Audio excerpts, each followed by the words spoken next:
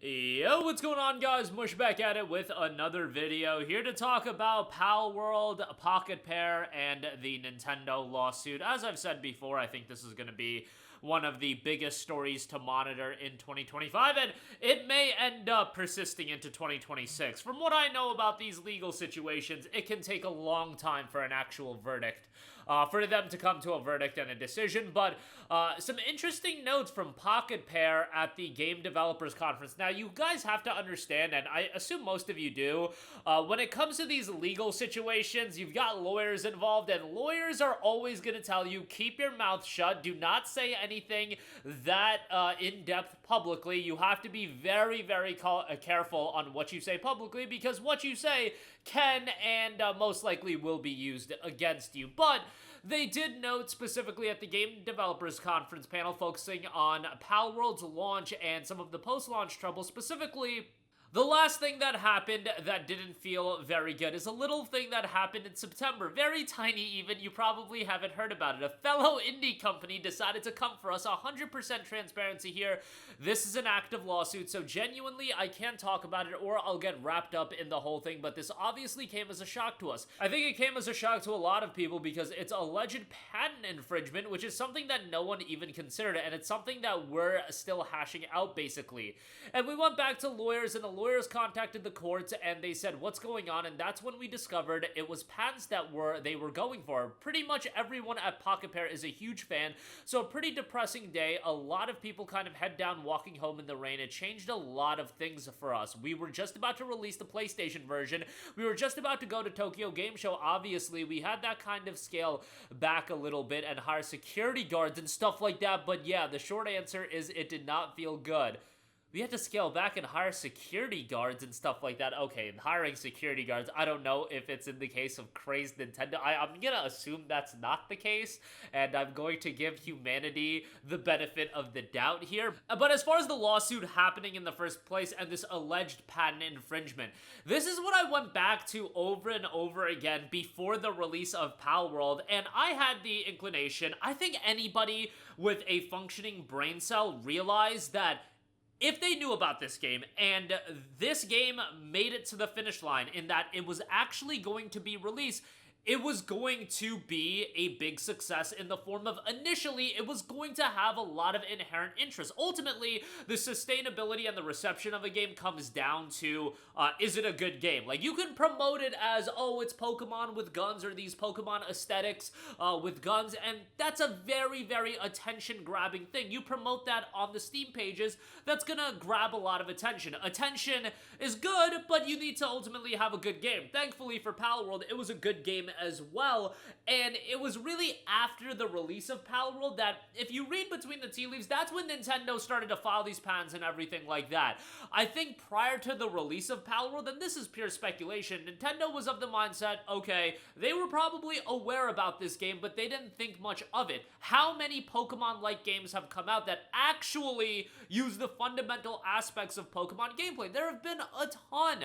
However, how many games have used this style of design? How many games have popped off to a level that Nintendo perceived to be a threat? Like, it's not a threat. We all know it's not a threat. They just announced Lego Pokemon today. That's gonna be huge. Pokemon Z to A is gonna be huge. The next mainline Pokemon's gonna be huge. They're gonna sell 1 billion Switch 2s. Nintendo is forever and always going to be fine. They live on an island that they are gonna do very, very well. But I think the idea of something that has this aesthetic structure that's similar to Pokemon, and that also popped off the way that Palworld popped off. I think if Palworld peaked at 50,000 concurrent players and then to this day it had like 2,000 concurrent players, I don't think it would have been that big of an issue. Maybe it would have. I might be wrong about that, but I think the fact that they peaked at north of 2 million players, it became a literal cultural phenomenon, and Nintendo thought of it as, okay, Palworld has done incredibly well right out the gate. What can this evolve into? And Palworld, based on the reception, it could absolutely evolve into a juggernaut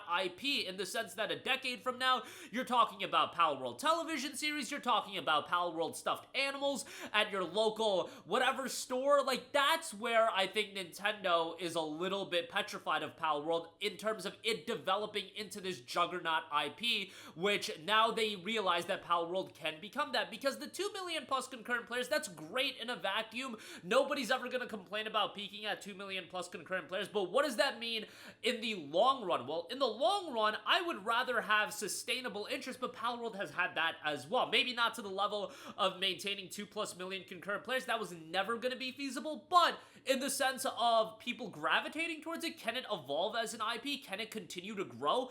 Absolutely. And you see Krafton come on board with the mobile game that's going to come out. Sony's on board. You're telling me that, you know, there hasn't been the idea of some sort of Palworld extension in terms of other medium? Absolutely, and I think that's where Nintendo is more fearful of it, where Palworld is now potentially, and I'm saying in the long run, it's going into these other mediums and whatnot. And even from the get-go, I heard people tell me over and over again when I brought up the potential of legal issues with a game like Palworld coming out. Everybody's like, oh, yeah, they can't patent the art designs, they can't patent the character designs, it's gonna be fine, they don't have the rights to these, they can't do anything, it's totally different from a gameplay standpoint.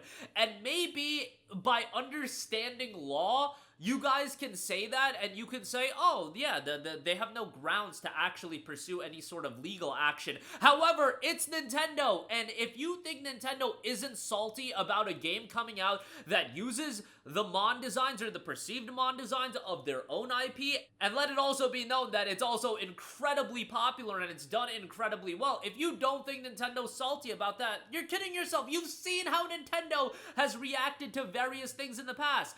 How about those emulators? How about those emulators for the Nintendo Switch? I know they're still online and whatnot, but how'd those turn out?